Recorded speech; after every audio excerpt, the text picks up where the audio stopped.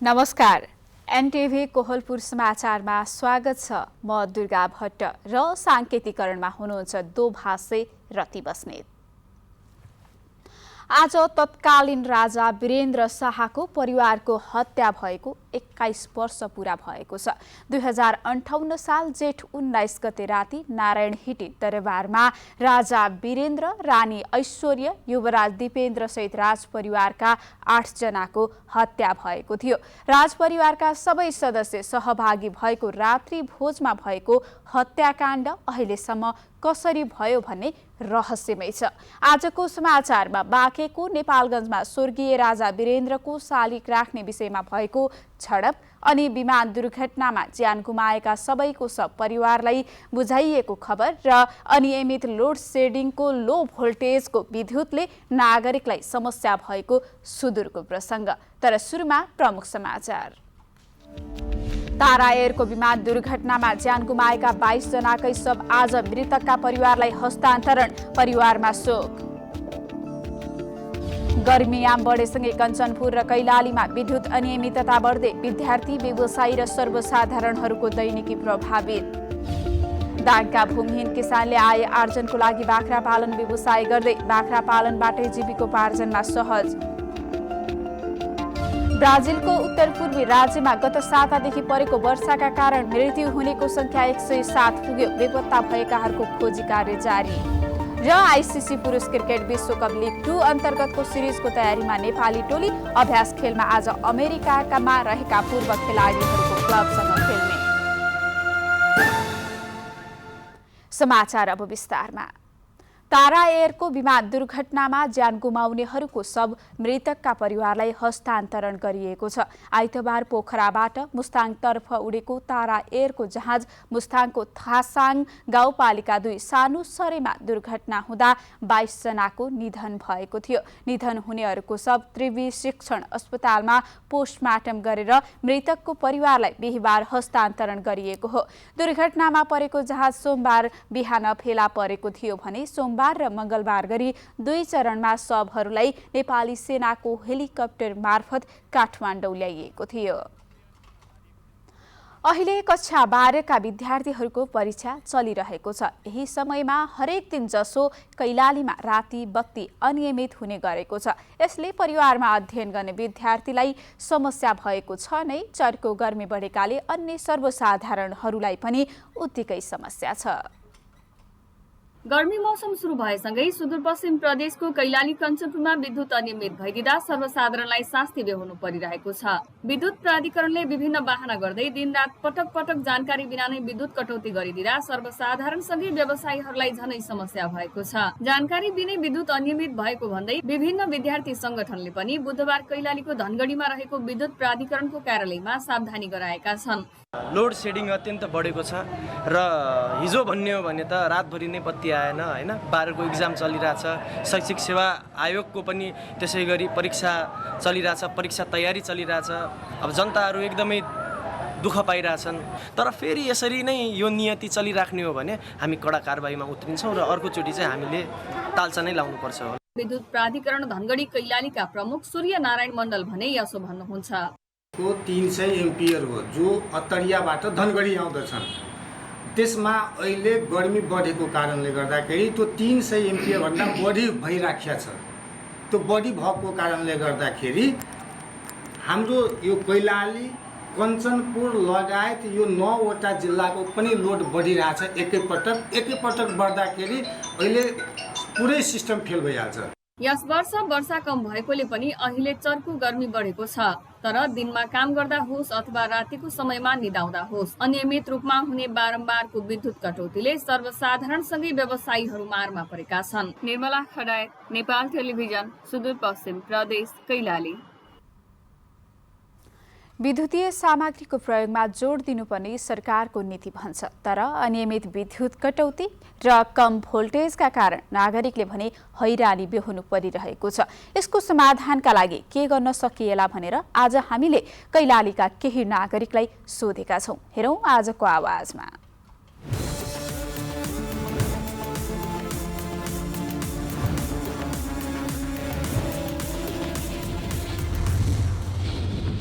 जहिले पनि यो गर्मीयाम आउँछ त्यतिखेर हरेक बेला विद्युत एकदमै अपडेट हुन्छ र कहिलेकाहीँ घन्टौँसम्म पनि आउँदैन। आम जनताले यति दुःख पाएका छौँ हामीले, कुरै नगरौँ, यसको वर्णन गरेर साध्य नै छैन।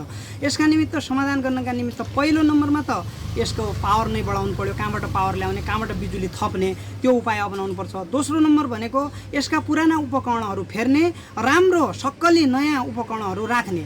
तेस्रो भनेको वैकल्पिक ऊर्जामा हामीले जाने हो। अहिले नेपालमा सब्सिडी दिने सोलर प्यानलहरू र सब्सिडी दिइसकेपछि घरमा त्यो सब्सिडी पाएको सोलर प्यानलहरू हुन्छ अनि 5-6 वर्षभित्रमा त्यो पैसा चाहिँ राज्यलाई बुझाउनु पर्ने र उनीहरूले आफ्नो घरभरि छानाभरि सोलर प्यानलहरू राख्छ, आँगनभरि सोलर प्यानल राख्छ। जति प्रयोग हुन्छ उनको घरमा प्रयोग हुन्छ, बाँकी नेसनल ग्रिडमा जान्छ र नेसनल ग्रिडबाट कम्प्युटरले उनको एकाउन्टमा पैसा हालिदिन्छ। त्यो एकाउन्टको पैसा त्यो सोलर प्यानल दिने बेला राज्यले दिएको थियो जनतालाई पैसा, त्यो माइनस हुँदै जान्छ।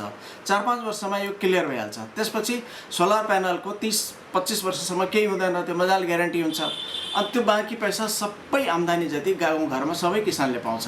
विद्युतमा मात्र हामीले एकदमै डिपेन्डेन्ट भएर पनि भएन कि वैकल्पिक ऊर्जाहरू छ, सोलर सिस्टम छ होइन। त्यो सोलर सिस्टमलाई पनि अलिकति फोकस गर्नु पर्यो हामीले, किनकि सरकारी कार्यालयहरूमा थुप्रो यत्रो बजेटहरू आइरहेको हुन्छ, खर्च गरिरहेको हुन्छौँ हामीले इन्फ्रास्ट्रक्चरमा मात्रै। तर त्यसमा पनि हामीले अब सोलर सिस्टमलाई चाहिँ अलिकति बढावा दियो भने अब त्यहाँबाट पनि हाम्रो अहिले यो इलेक्ट्रिसिटी चाहिँ खपत चाहिँ अलिकति कम हुन जान्छ कि। यहाँको जुन बस्तीहरू छ, यहाँको जुन व्यापार छ, कल कारखानाहरू छ, यिनीहरूलाई लक्ष्य लिएर बनाएको एउटा क्षमता थियो। तर आज कयौँ गुणा वृद्धि भइसकेको छ। धनगढी नेपालकै टप 7औं सिटीमा आउँदछ। त्यसले गर्दा पनि अब चाहिँ क्षमता नबढाइकन हुँदैन। त्यसका लागि जग्गा पनि चाहिन्छ। करिब 8-10 बिघा जग्गा लिएर एउटा सब स्टेसन नै बनाउनु पर्ने देखिन्छ।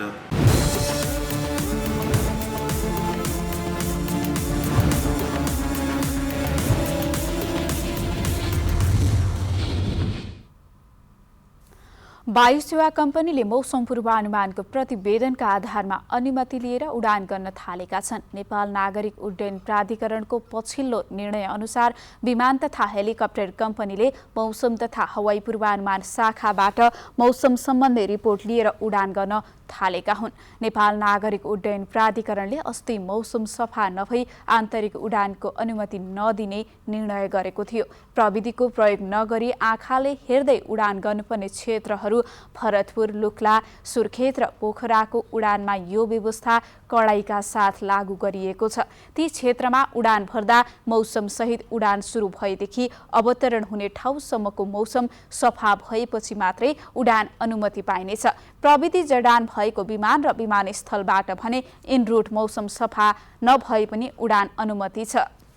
गएको आइतबार तारा एयरको जहाज दुर्घटनापछि मौसमकै कारण हुने जहाज दुर्घटनाका घटना न्यूनीकरण गर्न प्राधिकरणले यो व्यवस्था लागू गरेको हो। समाचारको क्रम जारी नै छ। अहिलेलाई एकैछिनको विश्राम।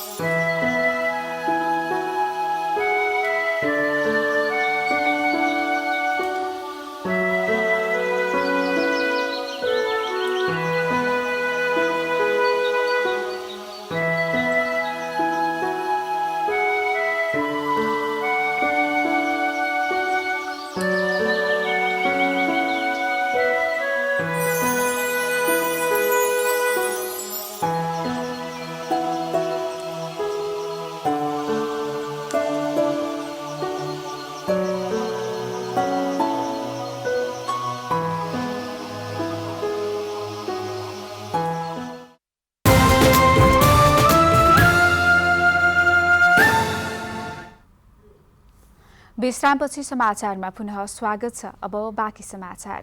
नेपालगञ्जको धम्बोजी चोकमा पूर्व राजा वीरेन्द्रको शालिग राख्ने विषयमा प्रहरी र राष्ट्रवादी युवा समूहबीच झडप भएको छ। झडपमा नेपाल प्रहरीका 7 जना, सशस्त्र प्रहरीका 2 जना र सर्वसाधारण सहित दर्जन बढी घाइते भएका छन्। शालिग राखे लगत्तै प्रहरीले शालिग हटाएपछि सोही समूहले न्युरोडमा रहेको शहीद सेतु बिकको शालिग तोडफोड समेत गरेको छ। धम्बोजी चोकमा राखिएको पूर्व राजा वीरेन्द्रको अर्धकदको शालिग प्रहरीले हटाएसँगै स्थिति नियन्त्रणभन्दा बाहिर जाने अवस्था आएपछि प्रहरीले हवाई फायर गरेको जिल्ला प्रहरी कार्यालयका प्रवक्ता प्रहरी नायब उपरीक्षक मधुसूदन नेउपानेले जानकारी दिनुभयो। प्रहरीले अहिले नेपालगञ्जका चोकहरूमा सुरक्षा सतर्कता बढाएको छ।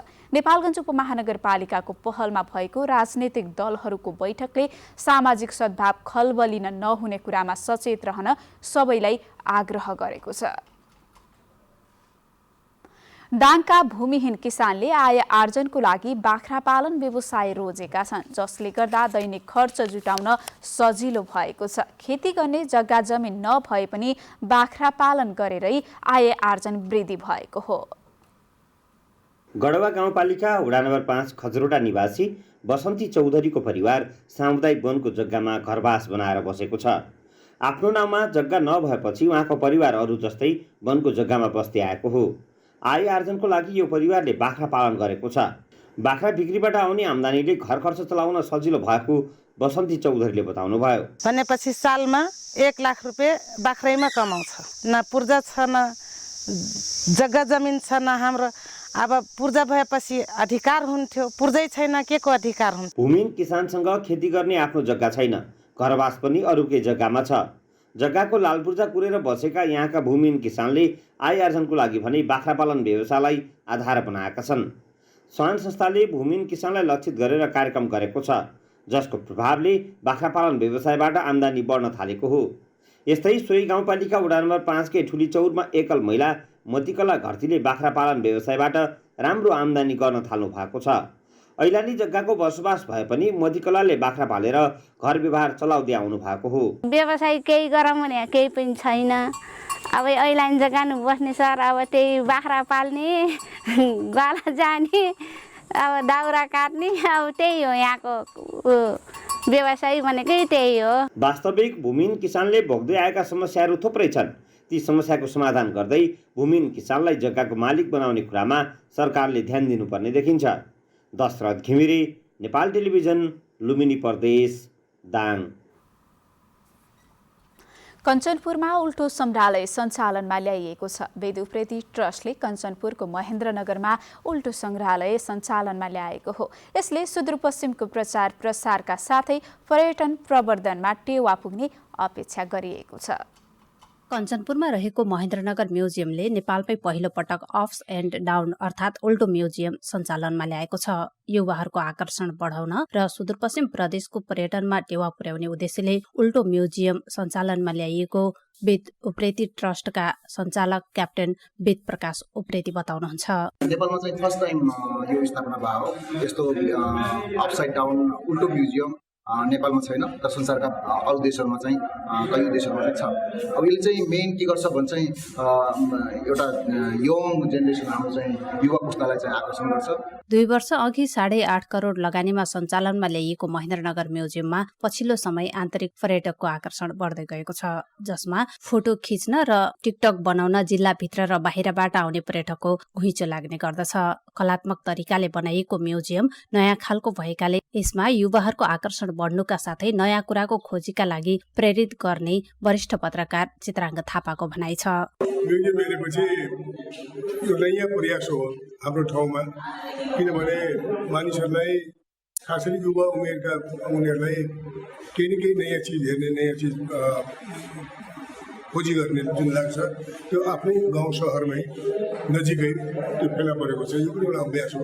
हामी यसैको लागि टाढा टाढा पुग्छौँ, आफ्नो आउने कुनै समय व्यतीत गर्ने, रमाइलो गर्ने, फुर्सदको समयलाई सदुपयोग गर्ने हिसाबबाट हेर्दाखेरि यो म्युजियम एउटा महत्त्वपूर्ण कडीको रूपमा कञ्चनपुरमा रहेको छ। अप्स एन्ड डाउन म्युजियममा राखिएका हरेक वस्तु उल्टो देखिने गर्दछन्, जसमा फोटो खिचेर सुल्टो पार्दा फरक तथा निकै आकर्षक देखिने गर्दछ।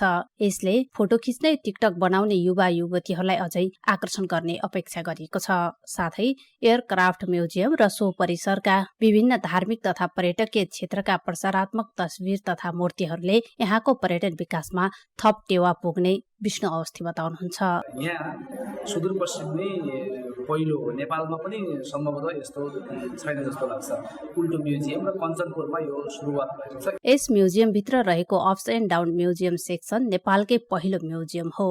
यस म्युजियम परिसर बाहिर स्ट्याचु अफ सिद्धनाथ बाबा, स्विमिङ पुल, नौधारा, हेलिकप्टर र सुदूरपश्चिमका पर्यटकीय स्थलहरूका हवाई चित्रहरू प्रमुख विशेषताका रूपमा रहेका छन्। दुर्गा उपाध्याय, नेपाल टेलिभिजन, सुदूरपश्चिम प्रदेश, कञ्चनपुर। स्थानीय तहको निर्वाचनमा जितेका विभिन्न पालिकाका प्रमुखहरूले काम सुरुवात गरिसकेका छन्। अबको 5 वर्ष कार्यकालको प्राथमिकता के हुन्? हामीले सल्यानको बागचौर नगरपालिकाका नगर प्रमुख जनकराज गौतमलाई प्रश्न गरेका छौं। हेरौं जवाफ जनप्रतिनिधिको।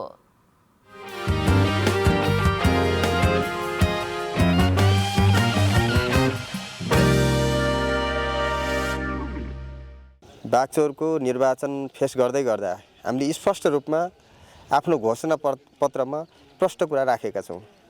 हामी त्यो कुरालाई कागज मात्र होइन, काममा पुरा गर्ने तरिकाले हामी अगाडि बढ्छौँ र काम पुरा गर्ने हामीले तपाईहरुलाई मिडिया मार्फत हामी विश्वास दिलाउन चाहन्छौँ। र अर्को कुरा, बागचौर नगरपालिकालाई सुशासनयुक्त र भ्रष्टाचार मुक्त बनाउने हाम्रो पहिलो सपना हुनेछ। त्यो अनुसारले हामी अगाडि बढ्छौँ। अब यसमा तपाईको आय आर्जनका हिसाबले हामीले तपाईको जोडेका छौँ कृषिको हकमा उत्पादनलाई र किसानहरूलाई तपाईको बजारीकरणसम्म जोड्नका निमित्त हामीले घोषणापत्रमा उल्लेख गरेका छौँ। त्यति मात्रै होइन, स्वास्थ्यको हकमा पनि निकै अप्ठ्यारो परेका आर्थिक हिसाबले आर्थिक रूपले ग्रस्त रहेका ती बालबालिकाको कुरालाई पनि जोडेका छौँ। ती भौतिक संरचनाहरूलाई पनि जोडेका छौँ र ती तपाईको विद्यालयहरूमा शिक्षाको अवस्था के छ त्यो कुरालाई पनि जोडेका छौँ। स्वास्थ्यको हकमा निकै अप्ठ्यारो अवस्थामा छ, त्यो कुरालाई पनि जोडेका छौँ। समग्र हामीले तपाईको बागचौर नगरपालिकालाई नमुना नगरपालिका बनाउनका निमित्त र न्यायोचित नगरपालिका बनाउनका निमित्त हाम्रो अभियान हुन्छ। हामी निर्वाचन फेस गर्दै गर्दा हामी जनताको घर दैलोमा पुगेका छौँ र उहाँका गुनासाहरू र उहाँका समस्याहरू हामीले टिपोट पनि गरेका छौँ र उहाँका गुनासा, उहाँका चिन्ता र उहाँका चासो हामी सम्पूर्ण निर्वाचित टिमको तर्फबाट र म आफै नगर प्रमुख भइसकेपछि हाम्रा चिन्ता र जनताका चिन्ता साझा चिन्ता हुनेछन्। त्यो रूपले हामी अगाडि बढ्छौँ। ती हाम्रा भगवान रूपी मतदाताहरूको बीचमा पुग्दै गर्दा हामीले धेरै कुराहरू, उहाँका गुनासाहरू, उहाँका समस्याहरू, उहाँका चिन्ताहरू, उहाँका चासोहरू हामीले टिपोट गरेका छौँ। त्यसमा केही कुरा अधुरा र तपाईको समावेश गर्नुपर्ने कुराहरू छुटेका पनि हुन सक्छन्। त्यो फेरि हामी तपाईको बजेट विनियोजन गर्दाखेरि उहाँका समस्याहरूलाई पनि बाँकी रहेका छुटेका ती चिजहरूलाई पनि हामी समावेश गर्छौँ। र मलाई लाग्छ निर्वाचनको पिरियडमा हामी तपाईको मतदाताहरू कहाँ पुग्दै गर्दाखेरि हामीले धेरै कुराहरू टिपोट गरेका छौँ। हामीले भनेका छौँ हामी जुन काम गर्न सक्ने हो त्यो कुरा हामी स्पष्ट रूपमा हिजो पनि हामी मत माग्दाखेरि कुरा राखेका छौँ र हामी ती राखेका कुराहरू पुरा गर्छौँ।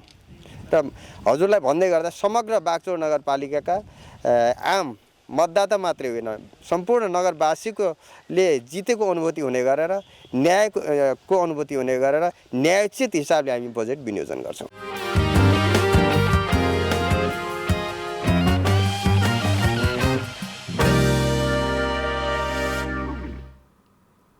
समाचारको क्रम जारी नै छ, एकैछिनको विश्राम।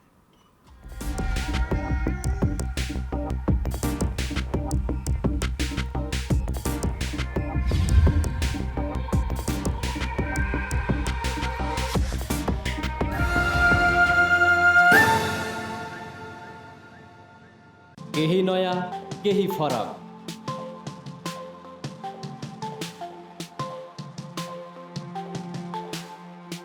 राष्ट्रिय सञ्चारको मेरुदण्ड नेपाल टेलिभिजनको प्रादेशिक च्यानल एनटिभी कोहलपुर। पश्चिम नेपालको लुम्बिनी, कर्णाली र सुदूरपश्चिमको एकमुष्ट आवाज। सत्य समाचार, तटस्थ विचार। कार्यक्रममा मौलिकता, समावेशिता र विकासमा विस्तार। डिजिटल दुनियाँमा तपाईको विचार र भावनालाई संसारसँग जोड्दै एनटिभी कोहलपुर। सूचना, शिक्षा र मनोरञ्जनको यो यात्रा हो समृद्धिको।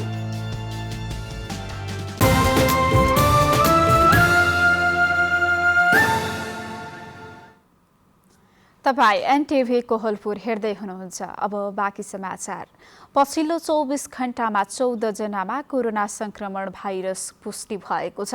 स्वास्थ्य तथा जनसङ्ख्या मन्त्रालयका अनुसार 1413 जनाको पीसीआर परीक्षण गर्दा 11 जनामा र 1182 जनाको एन्टिजेन परीक्षण गर्दा 3 जनामा संक्रमण पुष्टि भएको हो। 24 घण्टामा 8 जना संक्रमण मुक्त भएका छन् भने मृत्युदर 0 रहेको छ। मुलुकमा सक्रिय संक्रमित 101 जना रहेको स्वास्थ्य तथा जनसङ्ख्या मन्त्रालयले जनाएको छ। अब अन्तर्राष्ट्रिय समाचार।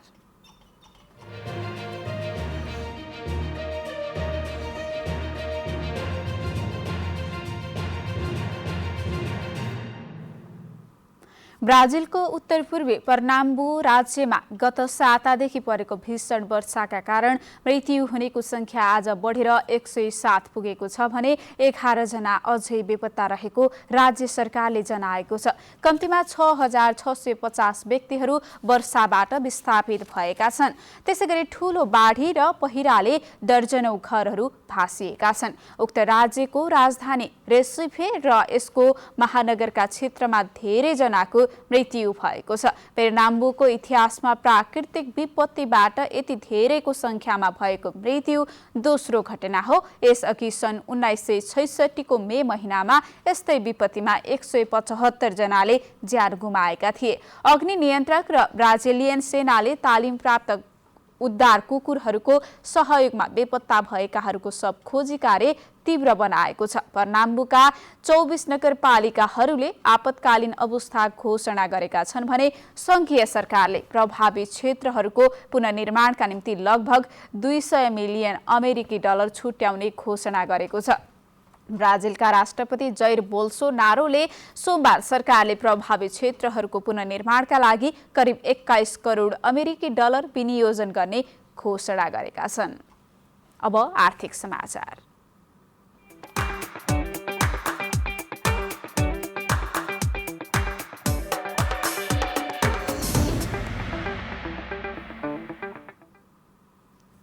लगातार चौथो दिन आज पनि शेयर बजार ओह्रालो लागेको छ। शेयर बजार परिसूचक नेप्से आज 18.26 अङ्कले घटेर 2112.47 बिन्दुमा झरेको छ। आज म्युचुअल फन्ड बाहेक अरू सबै जसो समूहको शेयर ओह्रालो लागेकोमा बीमा समूहको शेयर उच्च अङ्कले घटेको छ। 227 वटा कम्पनीको 35,66,000 किता शेयर 1 अर्ब 16 करोड 15 लाख रुपैयाँमा कारोबार भएको छ। सबैभन्दा धेरै माउन्टेन हाइड्रो नेपालको 12 करोड 12 लाख रुपैयाँको शेयर किनबेच भयो। आज सबैभन्दा धेरै प्रभु लाइफ इन्सुरेन्स कम्पनीको शेयर 6.5% घटेको छ। समग्रमा बजार घटे पनि बलिफी हाइड्रोको शेयर 10% बढेको छ। अब खेलकुद समाचार।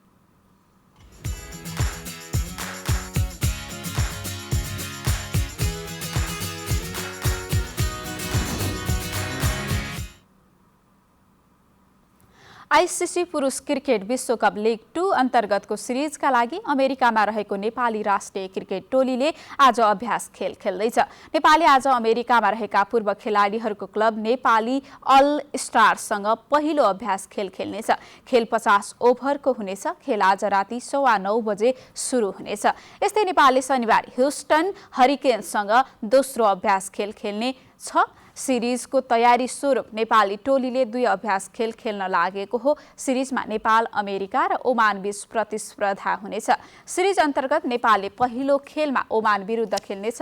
नेपाल र ओमान बीचको खेल जुन 9 मा हुनेछ। यस्तै नेपालले दोस्रो खेल अमेरिका विरुद्ध जुन 11 मा खेल्नेछ। नेपालले तेस्रो खेलमा फेरि ओमान विरुद्ध जुन 14 र अन्तिम खेलमा नेपालले अमेरिका विरुद्ध जुन 15 मा खेल्ने तालिका तय भएको छ। लिग 2 को अङ्क तालिकामा नेपाल 6औं स्थानमा रहेको छ। नेपालले अहिलेसम्म 12 खेल खेलेको छ, जसमा नेपालले 6 जित र 6 खेलमा हार बेहोरेको छ।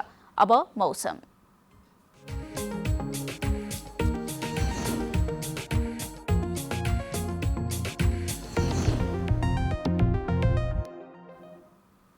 आज प्रदेश नम्बर 1 मध्य प्रदेश लगायत बागमती प्रदेश र गण्डकी प्रदेशका पहाडी भूभागमा आंशिकदेखि सामान्य बदली रह्यो। आज राति पनि प्रदेश नम्बर 1 मध्य प्रदेशका थोरै स्थानहरूमा र बागमती प्रदेश र गण्डकी प्रदेशका पहाडी भूभागका 1-2 स्थानहरूमा मेघगर्जन, चट्याङ र हावाहुरी सहित हल्कादेखि मध्यम वर्षाको सम्भावना रहेको छ। अब मौसम सम्बन्धी थप विवरण।